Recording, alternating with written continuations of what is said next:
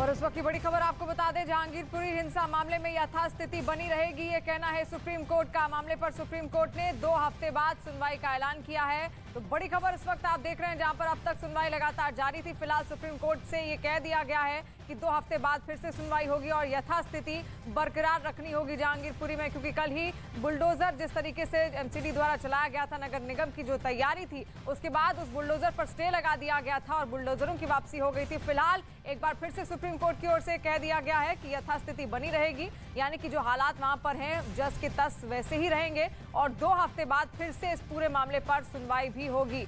जहांगीरपुरी में कल आपको बता दें कि नगर निगम की टीम द्वारा वहां पर बुलडोजर के जरिए जो अवैध अतिक्रमण था, अवैध निर्माण थे, उनको ध्वस्त किया गया था। हालांकि बाद में ये मामला सीधे सुप्रीम कोर्ट पहुंचा और सुप्रीम कोर्ट की ओर से यथास्थिति बनाए रखने के लिए आदेश दे दिए गए थे और आज उसकी सुनवाई फिर से हुई, जिस सुनवाई में साफ कहा गया कि जहांगीरपुरी में अभी भी यथास्थिति बनी रहेगी। सुप्रीम कोर्ट ने कहा है और 2 हफ्ते बाद फिर से एक बार फिर जहांगीरपुरी मामले की सुनवाई होगी। उसके बाद क्या कुछ होता है ये देखना होगा, लेकिन फिलहाल यथास्थिति बनाए रखने के लिए कह दिया गया है सुप्रीम कोर्ट की ओर से। विक्रांत यादव हमारे साथ जुड़े हुए। विक्रांत, और क्या अपडेट मिल पा रही है सुप्रीम कोर्ट की ओर से और क्या कहा गया है?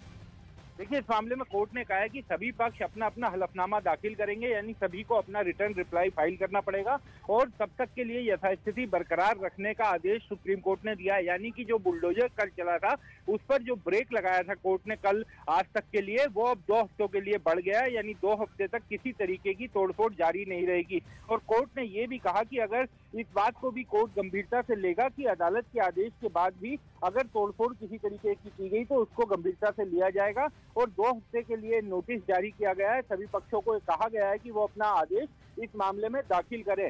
हालांकि इससे पहले तुषार मेहता जो सरकार की तरफ से पेश हुए थे, उनका ये कहना था कि दिल्ली के फुटपाथ को खाली करवाना कानून के मुताबिक हुआ है और कमिश्नर को ये अधिकार है कि बिना नोटिस के फुटपाथ खाली करवाया जा सके। और उन्होंने ये भी कहा कि कोर्ट ने कहा कि ये सब हटाने के लिए बुलडोजर की क्या जरूरत है। तो तुषार मेहता की तरफ से कहा गया कि ये बात सही है कि बिल्डिंग तोड़ने के लिए ही बुलडोजर चाहिए, लेकिन जिसका टूटा है उसे सामने आना चाहिए। ये संगठन जो आ जाते हैं, इनके उस पर भी उन्होंने सवाल उठाया।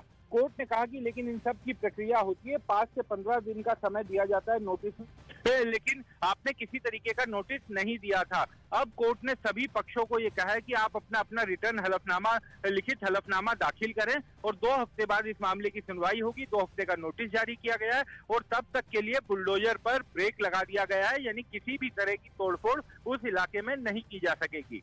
जी विक्रांत, यानी कि लिखित हलफनामा देने को कहा गया है दोनों ही पक्षों की ओर से और फिलहाल 2 हफ्ते बाद अब ये सुनवाई आगे जारी होगी।